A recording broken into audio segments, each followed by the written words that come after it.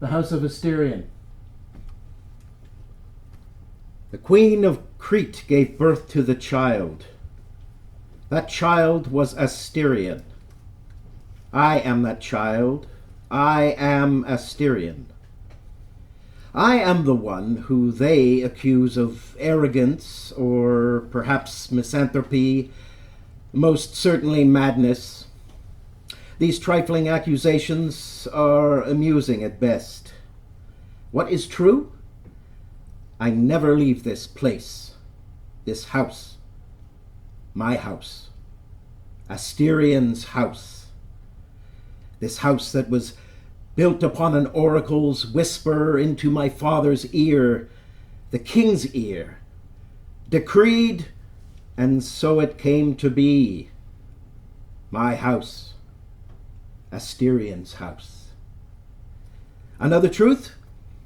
Night and day, the endless number of doors here are open to all. All are welcome. Anyone or anything can enter. And what could one hope to find here, in a magnificent house such as this place like no other on earth? Would one assume formality of the highest order, worthy of the gods? Infinite chambers filled with riches, opulent trappings of comfort and splendor? No. Here there is nothing. My house is wholly empty of all furnishings and possessions. You will not find a single chair, portrait, or personal keepsake in this house. In this house, silence and solitude are the gifts you will find. They say that I, Asterion, am locked away, a captive in my own house. I shall repeat myself this once. There are no locked doors, no locks, no keys. Yes, one afternoon, many years ago, I did step onto the streets of your city, your world. Fear met me at every turn. Panic, rage, confusion, faces as discolored and flat as the palm of one's hand, mobs of men, women, children, crying, screaming, desperate to flee, clamoring for any doorway, window, or rooftop. Some prayed. Some froze, waiting for a horrible end. Others, standing their ground, gathered stones, objects purposed to be made into weapons, ready to slaughter. Our mutual understanding tells me that we shall never meet in a civilized garden. Not for nothing was my mother a queen.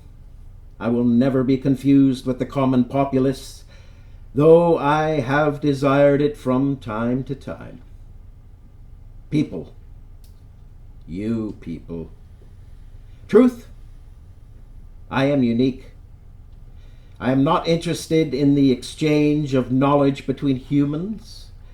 Your contagious desire for detail and endless philosophy bores me. Bothersome and trivial things have no place in my spirit. Writings, letters, numbers, and the like.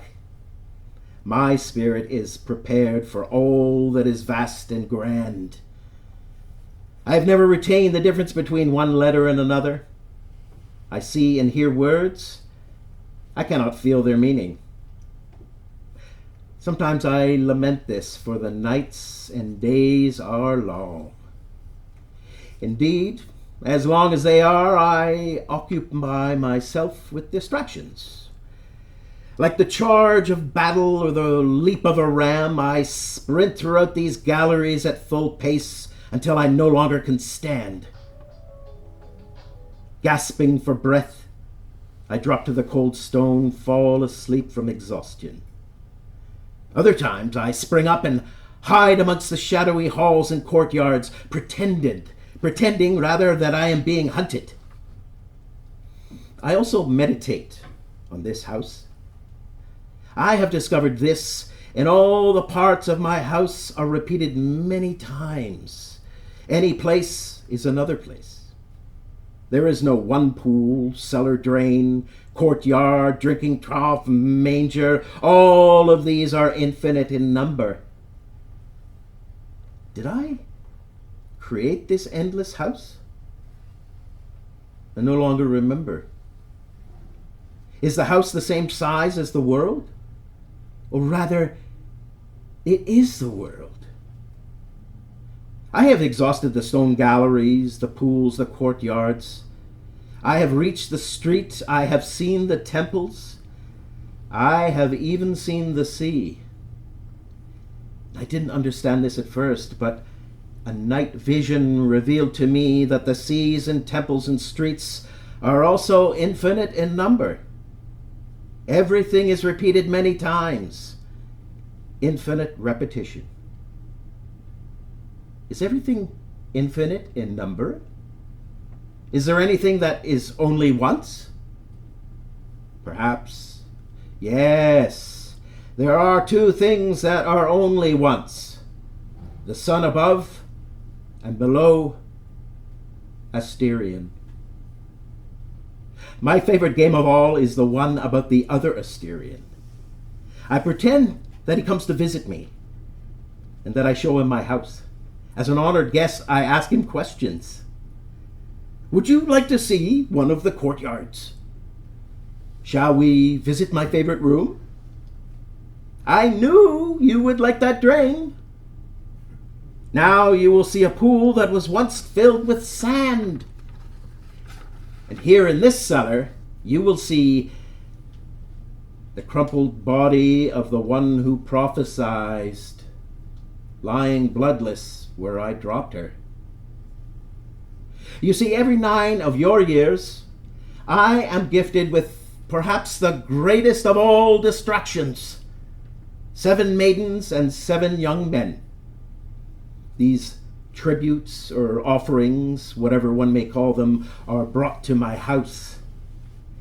My eager ears search the bowels of these stone corridors and infinite rooms. Their desperate cries and footsteps draw me to them wherever they have hidden. Each time I cannot help but wonder, why so young? They are but children. Why not the old ones? Nevertheless, my purpose and my duty is the same, always the same. I deliver them from evil. No one receives special consideration, always the same. They fall one after another without my having to bloody my hands until they are all silent. A respectable end. I leave the bodies, my sad attempt to distinguish one room from another. The last offering, one of them prophesied at the moment of her death that someday my Redeemer would come. A prophecy? Can this be true? Since this was revealed to me, my loneliness does not pain me, for I know my Redeemer lives. And if my ears could seize all the sounds of the world, I would hear his steps, one by one, steadily approaching. Will we meet as equals? Will we speak? What will my Redeemer be like? Will he be a bull or a man? Will he perhaps be a bull with the face of a man? Or will he be like me? Questions are endless.